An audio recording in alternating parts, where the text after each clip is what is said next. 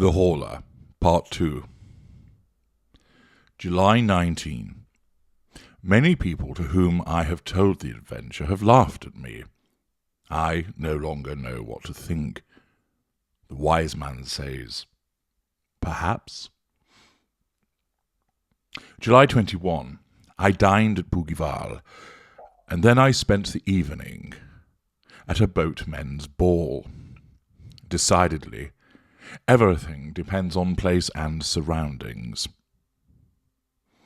It would be the height of folly to believe in the supernatural on the Ile de la Grenouille, but on top of the Mont Saint-Michel or in India, we are terribly under the influence of our surroundings. I shall return home next week. July 30. I came back to my own house today. Everything is going on well. August 2nd, nothing fresh. It is splendid weather, and I spend my days in watching the Seine flow past. August 4. Quarrels among my servants. They declare that the glasses are broken in the cupboards at night. The footman accuses the cook. She accuses the needlewoman, and the latter accuses the other two. Who is the culprit? It would take a clever person to tell. August 6th. This time I am not mad. I have seen. I can no doubt longer. I have seen it. I was walking at 2 o'clock among my rose trees in the full sunlight.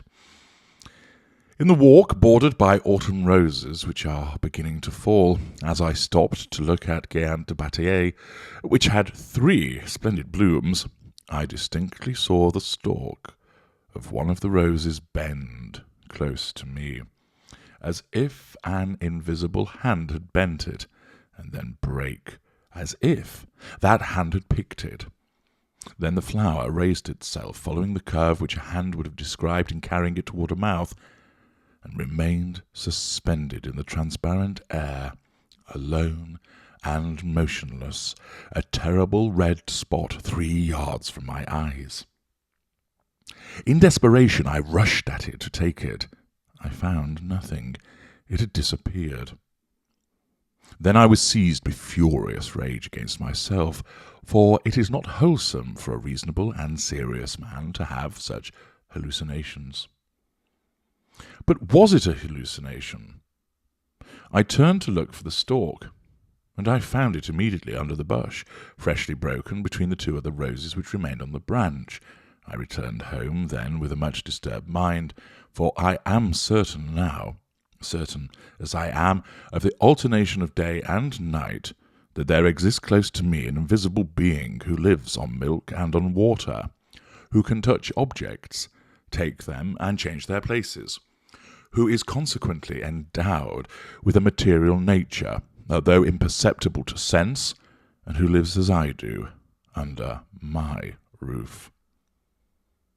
August 7th. I slept tranquilly. He drank the water out of my decanter, but did not disturb my sleep. I ask myself whether I am mad. As I was walking just now in the sun by the riverside, doubts as to my own sanity arose in me, not vague doubts such as I have had hitherto, but precise and absolute doubts. I have seen mad people, and I have known some who were quite intelligent, lucid, even clear-sighted in every concern of life, except on one point. They could speak clearly, readily, profoundly on everything, till their thoughts were caught in the breakers of their delusions and went to pieces there, were dispersed and swamped in that furious and terrible sea of frogs and squalls which is called madness. I certainly should think that I was mad, absolutely mad, if I were not conscious that I knew my state, if I could not fathom it and analyze it with the most complete lucidity. I should, in fact, be a reasonable man labouring under a hallucination. Some unknown disturbance must have been excited in my brain, one of those disturbances which physiologists of the present day try to note and fix precisely, and that disturbance must have caused a profound gulf in my mind, and in the order and logic of my ideas.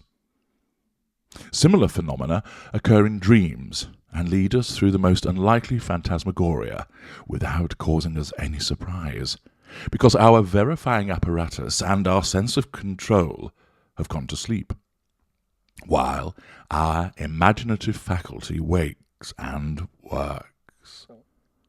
Was it not possible that one of the imperceptible keys of the cerebral fingerboard had been paralyzed in me? Some men lose the recollection of proper names, or of verbs, or of numbers, or merely of dates in consequence of an accident. The localization of all avenues of thought has been accomplished nowadays. What, then, would there be surprising in the fact that my faculty of controlling the unreality of certain hallucinations should be destroyed for the time being? I thought of all this as I walked by the side of the water. The sun was shining brightly on the river and made earth delightful, while it filled me with love for life, for the swallows, whose swift agility is always delightful in my eyes, for the plants by the riverside, whose rustling is a pleasure to my ears. By degrees, however, an inexplicable feeling of discomfort seized me. It seemed to me as if some unknown force were numbing and stopping me, were preventing me from going further, and were calling me back. I felt that painful wish to return which comes on you when you have left a beloved invalid at home, and are seized by a presentiment that he is worse. I therefore returned despite of myself, feeling certain that I should find some bad news awaiting me, a letter or a telegram.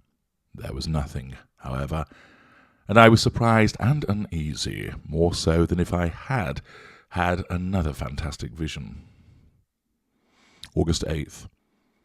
I spent a terrible evening yesterday. He does not show himself any more, but I feel that he is near me, watching me, looking at me, penetrating me, dominating me, and more terrible to me when he hides himself thus than if he were to manifest his constant and invisible presence by supernatural phenomena. However, I slept. August 9th, nothing, but I am afraid. August 10th, nothing, but what will happen tomorrow? August 11th, still nothing. I cannot stop at home with this fear hanging over me and these thoughts in my mind. I shall go away. August 12th. 10 o'clock at night. All day long I have been trying to get away and have not been able. I contemplated a simple and easy act of liberty, a carriage ride to Rouen, and I have not been able to do it. What is the reason? August the 13th. When one is attacked by certain maladies, the springs of our physical being seem broken, our energies destroyed, our muscles relaxed, our bones to be as soft as our flesh, and our blood as liquid as water. I am experiencing the same in my moral being, in a strange and distressing manner. I have no longer any strength, any courage, any self-control, nor even any power to set my own will in motion. I have no power left to will anything, but someone does it for me, and I obey. August 14th, I am lost. Somebody possesses my soul and governs it. Somebody orders all my acts, all my movements, all my thoughts. I am no longer master of myself, nothing except an enslaved and terrified spectator of the things which I do. I wish to go out. I cannot. He does not wish to, and so I remain trembling and distracted in the armchair in which he keeps me sitting. I merely wish to get up and to rouse myself so as to think that I am still master of myself. I cannot. I am riveted to my chair, and my chair adheres to the floor in such a manner that no force of mine can move us. Then suddenly I must go to the foot of my garden to pick some strawberries and eat them, and I go there. I pick the strawberries and I eat them. Oh, my God, is there a God? If there be one, deliver me, save me, succour me, pardon, pity, mercy, save me. Oh, what sufferings, what torture, what horror. August 15th. Certainly, this is the way in which my poor cousin was possessed and swayed when she came to borrow 5,000 francs of me. She was under the power of a strange will which had entered into her like another soul, a parasitic and ruling soul. Is the world coming to an end? But who is he, this invisible being that rules me, this noble being, this rover of a supernatural race? Invisible beings exist, then. How is it, then, that since the beginning of the world, they have never manifested themselves in such a manner as they do to me? I have never read anything that resembles what goes on in my house. Oh, if only I could leave it! If only I could go away and flee and never return, I should be saved, but I cannot. August 16th. I managed to escape today for 2 hours, like a prisoner who finds the door of his dungeon accidentally open. I suddenly felt that I was free, and that he was far away, and so I gave orders to put the horses in as quickly as possible, and I drove to Rouen. Oh, how delightful to be able to say to my coachman, "Go to Rouen!" I made him pull up before the library, and I begged them to lend me Dr. Hermann Herestauss's treatise on the unknown inhabitants of the ancient and modern world. Then, as I was getting into my carriage, I intended to say, "To the railway station." But instead of this, I shouted. I did not speak, but I shouted in such a loud voice that all the passers-by turned around. "Home!" And I fell back onto the cushion of my carriage, overcome by mental agony. He had found me out and regained possession of me. August 17th. Oh, what a night! What a night! And yet it seems to me that I ought to rejoice. I read until 1 o'clock in the morning.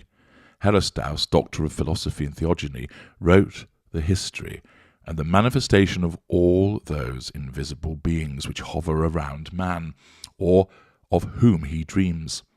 He describes their origin, their domains, their power, but none of them resembles the one which haunts me. One might say that man, ever since he has thought, has had a foreboding and a fear of new being stronger than himself, his successor in this world, and that feeling him near and not being able to foretell the nature of the unseen one, he has, in his terror, created the whole race of hidden beings, vague phantoms born of fear. Having therefore read until 1 o'clock in the morning, I went and sat down at the open window in order to cool my forehead and my thoughts in the calm night air. It was very pleasant and warm. How I should have enjoyed such a night formerly. There was no moon, but the stars darted out their rays in the dark heavens. Who inhabits those worlds? What forms, what living beings, what animals are there yonder? Do those who are thinkers in those distant worlds know more than we do? What can they do more than we? What do they see which we do not? Will not one of them some day or other traversing space appear on our earth to conquer it, just as formerly the Norsemen crossed the sea in order to subjugate nations feebler than themselves? We are so weak, so powerless, so ignorant, so small, we who live on this particle of mud which revolves in liquid air. I fell asleep, dreaming thus in the cool night air, and then, having slept for about 3/4 of an hour, I opened my eyes without moving, awakened by an indescribably confused and strange sensation. At first, I saw nothing, and then suddenly it appeared to me as if a page of the book, which had remained open on my table, turned over of its own accord. Not a breath of air had come in at my window, and I was surprised and waited. In about 4 minutes I saw with my own eyes, another page lift itself up and fall down on the others, as if a finger had turned it over. My armchair was empty, appeared empty, but I knew that he was there, he, and sitting in my place, and that he was reading. With a furious bound, the bound of an enraged wild beast that wishes to disembowel its tamer, I crossed my room to seize him, to strangle him, to kill him. but before I could reach it, my chair fell over, as if somebody had run away from me. My table rocked, my lamp fell and went out, and my window closed as if some thief had been surprised and had fled out into the night, shutting it behind him. So he had run away. He had been afraid. He afraid of me. So tomorrow, or later, some day or other, I should be able to hold him in my clutches and crush him against the ground. Do not dogs occasionally bite and strangle their masters? August 18th. I have been thinking the whole day long. Oh, yes, I will obey him, follow his impulses, fulfill all his wishes, show myself humble, submissive a coward. He is the stronger, but an hour will come. August 19th. I know all. I have just read the following in the Revue du Monde Scientifique. A curious piece of news comes to us from Rio de Janeiro. Madness. An epidemic of madness, which may be compared to that contagious madness which attacked the people of Europe in the Middle Ages, is, at this moment, raging in the province of São Paulo. The frightened inhabitants are leaving their houses, deserting their villages, abandoning their land, saying that they are pursued, possessed, governed like human cattle by invisible, though tangible beings, by a species of vampire, which feeds on their life while they are asleep, and which, besides, drinks water and milk without appearing to touch any other nourishment. Professor Don Pedro Henriquez, accompanied by several medical savants, has gone to the province of São Paulo in order to study the origin and the manifestations of this surprising madness on the spot, and to propose such measures to the emperor as may appear to him to be most fitted to restore the mad population to reason. I remember now that fine Brazilian three-master which passed in front of my windows as it was going up the Seine on the 8th of last May.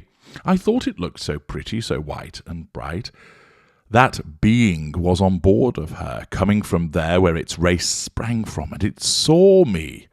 It saw my house, which was also white, and he sprang from the ship onto the land. Oh, good heavens! Now I know, I can divine. The reign of man is over, and he has come. He whom disquieted priests exorcised, whom sorcerers evoked on dark nights without seeing him appear, he to whom the imaginations of the transient masters of the world lent all the monstrous or graceful forms of gnomes, spirits, genii, fairies, and familiar spirits. After the coarse conceptions of primitive fear, men more enlightened gave him a truer form. Mesmer divined him, and 10 years ago physicians accurately discovered the nature of his power, even before he exercised it himself. They played with that weapon of their new lord, the sway of a mysterious will, over the human soul, which had become enslaved. They called it mesmerism, hypnotism, suggestion, I know not what. I have seen them diverting themselves like rash children with this horrible power. Woe to us, woe to man. He has come. What does he call himself?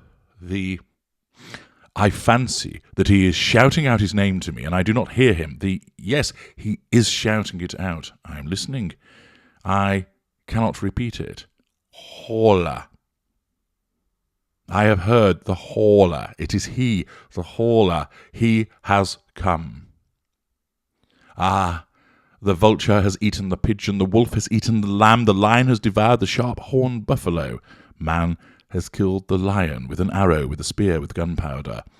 But the Horla will make of man what man has made of the horse and of the ox, his chattel, his slave, and his food, by the mere power of his will. Woe to us.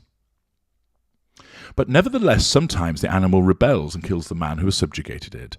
I should be able to, but I must know him, touch him, see him. Learned men say that eyes of animals, as they differ from ours, do not distinguish as ours do, and my eye cannot distinguish this newcomer who is oppressing me. Why? Oh, now I remember the words of the monk at Mont Saint-Michel. Can we see the 100,000th part of what exists? Listen, there is the wind, which is the strongest force in nature. It knocks men down, blows down buildings, uproot trees, raises the sea into mountains of water, destroys cliffs, and casts great ships onto the breakers. It kills, it whistles, it sighs, it roars. Have you ever seen it? And can you see it? It exists for all that, however.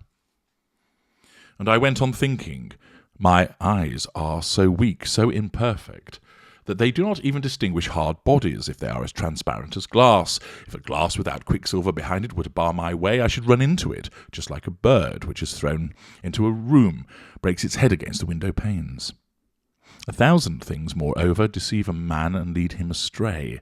How, then, is it surprising that he cannot perceive a new body which is penetrated and pervaded by the light? A new being? Why not? It was assuredly bound to come. Why should we be the last? We do not distinguish it like all the others created before us.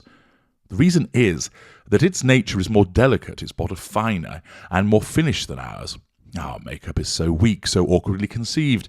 Our body is encumbered with organs that are always tired, always being strained like locks that are too complicated.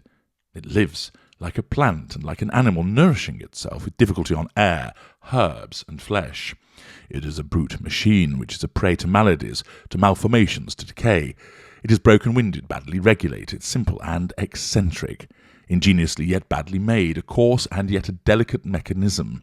In brief, the outline of a being which might become intelligent and great. There are only a few, so few stages of development in this world, from the oyster up to man. Why should there not be one more, when once that period is accomplished which separates the successive products from one another? Why not one more? Why not also other trees with immense splendid flowers perfuming whole regions? Why not other elements besides fire, air, earth, and water? There are four, only four, nursing fathers of various beings. What a pity! Why should there not be 40, 400, 4,000? How poor everything is, how mean and wretched, grudgingly given, poorly invented, clumsily made. Ah, the elephant and the hippopotamus, what power! And the camel, what suppleness! But the butterfly, you will say, a flying flower. I dream of one that should be as large as 100 worlds, with wings whose shape, beauty, colours, and motion I cannot even express. But I see it. It flutters from star to star, refreshing them and perfuming them with the light and harmonious breath of its flight. And the people up there gaze at it as it passes in an ecstasy of delight. What is the matter with me? It is he, the Horla, who haunts me, and who makes me think of these foolish things. He is within me. He is becoming my soul. I shall kill him. August 20th. I shall kill him. I have seen him. Yesterday I sat down at my table and pretended to write very assiduously. I knew quite well that he would come prowling round me, quite close to me, so close that I might perhaps be able to touch him, to seize him.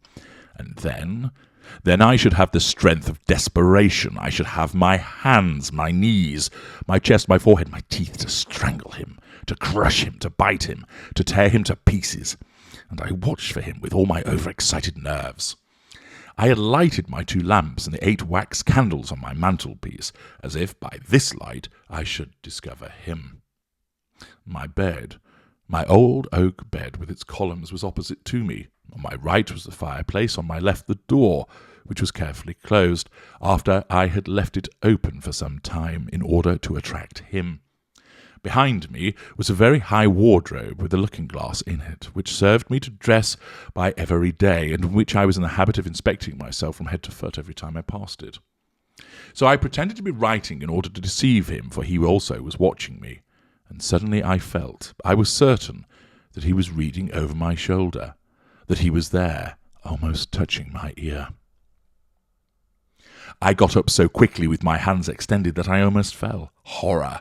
It was as bright as midday, but I didn't see myself in the glass. It was empty, clear, profound, full of light, but my figure was not reflected in it, and I was opposite to it. I saw the large, clear glass from top to bottom, and I looked at it with unsteady eyes.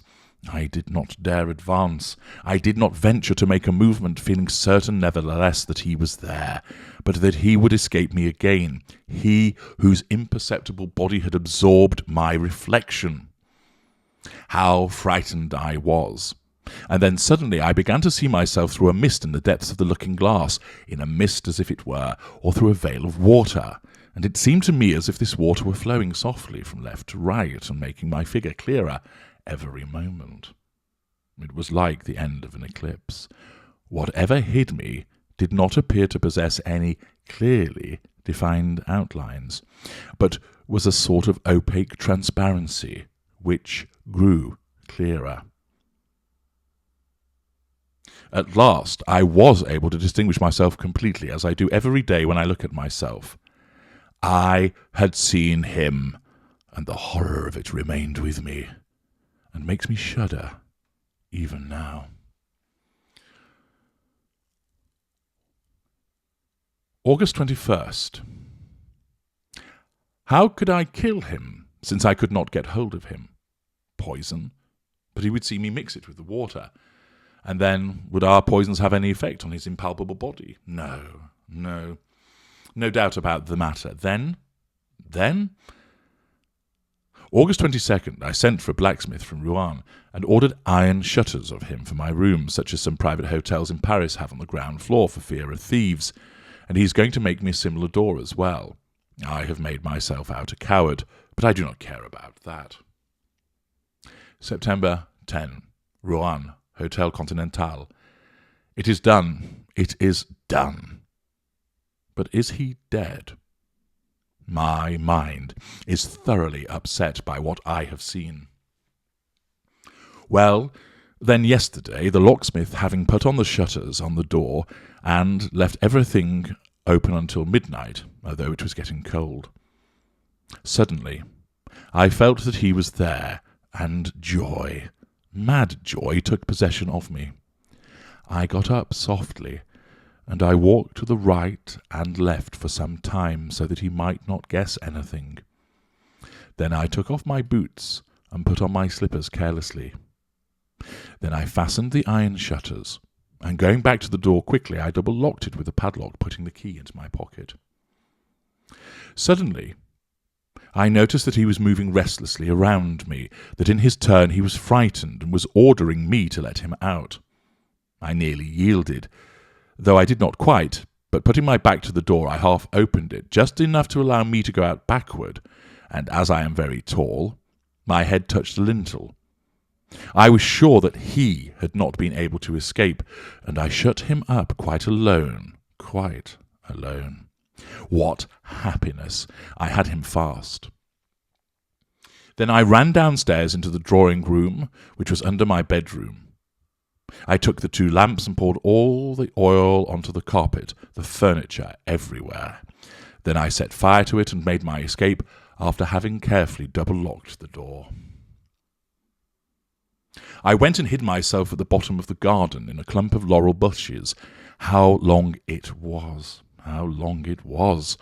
Everything was dark, silent, motionless, not a breath of air and not a star, but heavy banks of clouds which one could not see, but which weighed, oh, so heavily on my soul. I looked at my house and waited. How long it was! I already began to think that the fire had gone out of its own accord, or that he had extinguished it, when one of the lower windows gave way under the violence of the flames, and a long, soft, caressing sheet of red flame mounted up the white wall and kissed it as high as the roof. The light fell onto the trees, the branches, and the leaves, and the shiver of fear pervaded them also. The birds awoke, a dog began to howl, and it seemed to me as if the day were breaking. Almost immediately, 2 other windows flew into fragments, and I saw that the whole of the lower part of my house was nothing but a terrible furnace. But a cry, a horrible, shrill, heart-rending cry, a woman's cry, sounded through the night, and 2 garret windows were opened. I had forgotten the servants. I saw the terror-struck faces and the frantic waving of their arms. Then, overwhelmed with horror, I ran off to the village shouting, "Help! Help! Fire! Fire!" Meeting some people who were already coming onto the scene, I went back with them to see. By this time, the house was nothing but a horrible and magnificent funeral pyre, a monstrous pyre which lit up the whole country, a pyre where men were burning and where he was burning also. He, my prisoner, that new being, the new master, the Horla. Suddenly, the whole roof fell in between the walls, and a volcano of flames darted up to the sky. Through all the windows which opened onto that surface, I saw the flames darting, and I reflected that he was there, in that kiln, dead. Dead, perhaps.